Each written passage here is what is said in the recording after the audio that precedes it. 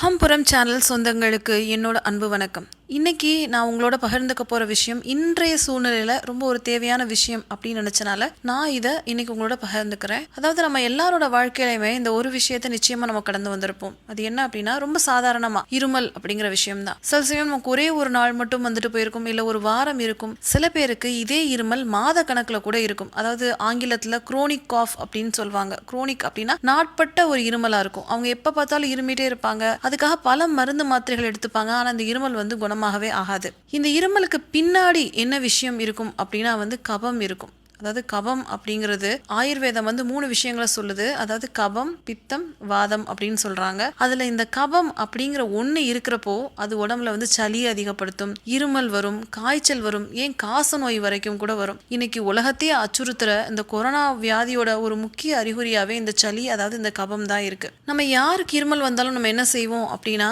நம்ம டாக்டர்கிட்ட போவோம், மருந்து வாங்கி சாப்பிடுவோம். சில சமயங்களில் நம்ம ஒரு காஃப் சிரப் வாங்கி பயன்படுத்துவோம். அந்த காஃப் சிரப் என்ன பண்ணும் அப்படின்னா அந்த இருமலை அப்படியே தற்காலிகமாக நிப்பாட்டிடும். ஆனால் அந்த இருமலுக்கு பின்னாடி எது காரணியோ, அதாவது அந்த கபம் இருக்கு இல்லையா, நம்ம உடம்புல தங்கியிருக்க கபம், அதை அழிக்குதா அப்படின்னா அது ஒரு பெரிய கேள்விக்குறிதான். இன்னைக்கு நான் உங்களோட பகிர்ந்துக்க போற விஷயம் அந்த இருமலை நிறுத்துறதோட இல்லாம அதுக்கு காரணியா இருக்க அந்த கபத்தையும் வேரோட அழிக்க வல்லது. அது என்ன விஷயம் அப்படின்னா, நம்ம அரசாங்கமே இந்த கொரோனா காலத்துல வீடுகளுக்கு ஒரு மூலிகை மருந்து பெட்டியை கொடுத்தாங்க. அந்த மூலிகை மருந்து பெட்டியில இது ஒரு முக்கியமான ஒரு பொருளா இருந்தது. அதாவது ஆடாதோடை மணப்பாகு. ஆடாதோடைய சித்த மருத்துவம் பல்வேறு விதமா போற்றுது. ஆடாத உடலும் ஆடும், பாடாத நாவும் பாடும் அப்படின்னு இது ஒரு சித்தர் பாடல் சொல்லுது. ஆடாதோடைக்கு ஆயுள் மூலிகை அப்படின்னு இன்னொரு அழகான பேரும் இருக்கு. இதற்கு காரணம் என்ன அப்படின்னா, இது சுற்றுச்சூழல பயிரிடுறப்போ இது மனிதர்கள் வெளியிடுற கார்பன் டை ஆக்சைடை உள்வாங்கி ஆக்சிஜனை அதிகமாக வெளியிடக்கூடியது. இன்னைக்கு உலகமே ஆக்சிஜனுக்காக தத்தளிச்சிட்டு இருக்க இந்த நொடியில இந்த மாதிரியான செடிகளோட விழிப்புணர்வை பத்தி தெரிஞ்சுக்கிட்டு பயன்படுத்துறது ரொம்ப ரொம்ப அவசியம். இந்த மாதிரியான எல்லா மூலிகை தாவரங்களுமே அதே மாதிரியான இன்னொரு தாவரத்தை ஒத்திருக்கும். துளசியிலையும் இது இருக்கு. மஞ்சள் கரிசலாங்கண்ணி பார்த்தோம் அப்படின்னா கல்லீரல் நோய்களை முற்றிலும் குணமாக்கக்கூடியது. அது நிறைய மகத்துவங்கள் நிறைந்த செடி. அதை பத்தி கண்டிப்பா நான் ஒரு வீடியோல சொல்றேன். அந்த மஞ்சள் கரிசலாங்கண்ணிலையுமே அதிக அளவுல பூலிகள் புழங்கிட்டு இருக்கு.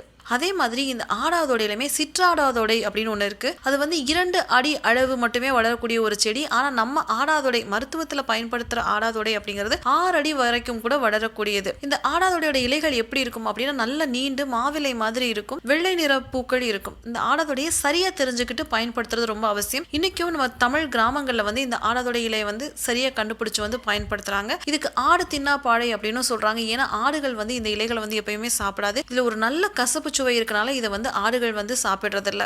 இந்த ஆடாதோடைய நம்ம தமிழ் மருத்துவத்துல மட்டும் இல்ல, நம்மளோட அண்டை நாடுகளான நேபாள், இலங்கை, பங்களாதேஷ் இந்த மாதிரியான நாடுகளையுமே ஆடாதோடை ஒரு முக்கிய பாரம்பரிய மருத்துவ பொருளா இருக்கு. இந்த ஆடாதோடை நுரையீரல்ல இருக்க எல்லா தொற்றுகளையுமே சரி பண்ணக்கூடியது அப்படின்னு சொல்றாங்க. அது நுரையீரல அந்த சுருங்கி விரிகிற தன்மை போயிடுச்சு அப்படின்னா நுரையீரல் ரொம்ப பாதிக்கப்படுதுன்னு அர்த்தம். அந்த மாதிரியான நிலைமையில கூட இது அந்த நுரையீரல் தொற்றுகளை முழுமையா சரி பண்ணக்கூடிய மகத்துவம் வாய்ந்தது இந்த ஆடாதோடை செடி.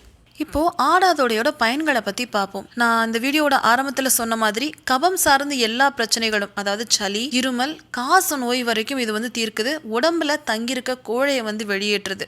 நான் ஒரு முந்தின வீடியோல சொல்லியிருப்பேன் மருதம்பட்டையோட நன்மைகளை பத்தி. அதுல உயர் ரத்த அழுத்தத்தை மருதம்பட்டை குணமாக்கும் அப்படின்னு. அதே மாதிரி இந்த ஆடாதோடையும் ரத்த அழுத்தம், அதாவது ஒரு தடவை நம்ம வாழ்க்கையில் ரத்த அழுத்தம் வந்துட்டா மருந்து சாப்பிட்டே ஆகணும் அப்படின்னு சொல்ற நிலைமையில ஆடாதோடையை நம்ம பயன்படுத்துறப்போ ரத்த அழுத்தமும் கட்டுக்குள்ள வரும் அப்படின்னு சொல்லப்படுது. வயிற்றுப்புழுக்கள், இப்போ குழந்தைங்கள்லேருந்து பெரியவங்க வரைக்கும் நிறைய பேருக்கு அந்த வயிற்றுப்புழு பிரச்சனை இருக்கும். அதையும் ஆடாதோடை மணப்பாக சரிப்படுத்தும். இப்போ இந்த ஆடாதோடை மணப்பாக நம்ம வீட்டிலேயே எளிமையாக காய்ச்சலாம்.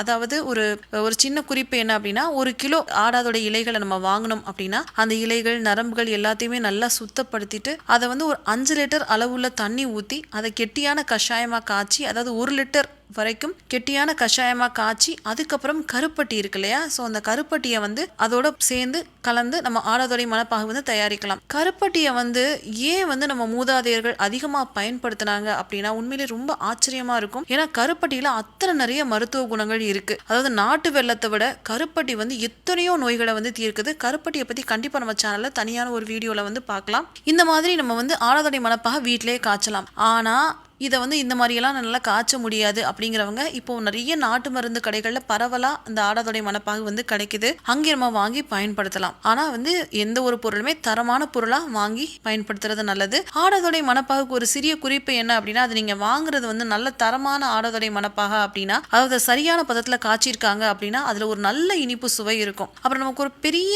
ஒரு அட்வான்டேஜ், அதாவது ஒரு பெரிய நல்ல விஷயம், சாதகமான விஷயம் என்ன அப்படின்னா, இப்போ நம்ம ஒரு குழந்தைக்கு வந்து ஒரு இருமல் டானிக் கொடுக்குறப்போ அவங்க வந்து அந்த குழந்தைங்க வந்து சாதாரணமாக குடிக்கவே மாட்டாங்க. அதாவது பொதுவாக டானிக் அப்படின்னு நம்ம வந்து ஆங்கில மருத்துவத்தில் சொல்றதை தான் தமிழில் மணப்பாகு அப்படின்னு சொல்றாங்க. அதாவது நம்மளோட பாரம்பரிய மருத்துவத்தில் அப்படிங்கிறப்போ, ஆனால் இந்த குழந்தைங்களுக்கு ஒரு தடவை நம்ம ஆடாதொடை மணப்பாகு நம்ம கொடுக்குறப்போ அவங்களுக்கு அதோட சுவையே ரொம்ப ரொம்ப பிடிச்சிரும். ஏன்னா ஒரு நல்ல இனிப்பு சுவையோட இருக்கும். இப்போ திடீர்னு நம்ம வீட்டிலேயே ஒரு குழந்தைக்கு அதிகமாக இருமல் வருது அப்படின்னா நம்ம அந்த ஆடாதொடை மணப்பாகு கொடுக்குறப்போ அவங்க குடிச்சிட்டு தூங்கினாங்கன்னா நல்ல ஒரு தூக்கமும் வந்து வரும். குழந்தைங்களுக்கு 5 மில்லியிலேருந்து 10 மில்லி வரைக்கும் பயன்படுத்தலாம். அதாவது இந்த மணப்பாகு எல்லாத்தையுமே வந்து தண்ணியில கரைத்து பயன்படுத்துறது நல்லது. அதாவது ஒரு டம்ளர் தண்ணியில ஒரு மூடி ஆடாதொடை மணப்பாகு விட்டு நம்ம குடிச்சிட்டு தூங்கலாம். இது குழந்தைகளுக்கு மட்டுமல்ல, பெரியவங்களுமே தாராளமா பயன்படுத்தலாம். ஒரு நாளைக்கு 2 வேளை வரை இந்த ஆடாதோட மணப்பாக பயன்படுத்தலாம். நம்ம சளி, இருமல், காய்ச்சல் இந்த மாதிரி பிரச்சனைகளுக்கு ஆங்கில மருத்துவம் எடுத்துக்காதும் நம்மளோட விருப்பம். ஆனா அதோட சேர்ந்து துணை மருந்தா இந்த ஆடாதொடை மணப்பாக கண்டிப்பா பயன்படுத்தலாம். அதே மாதிரி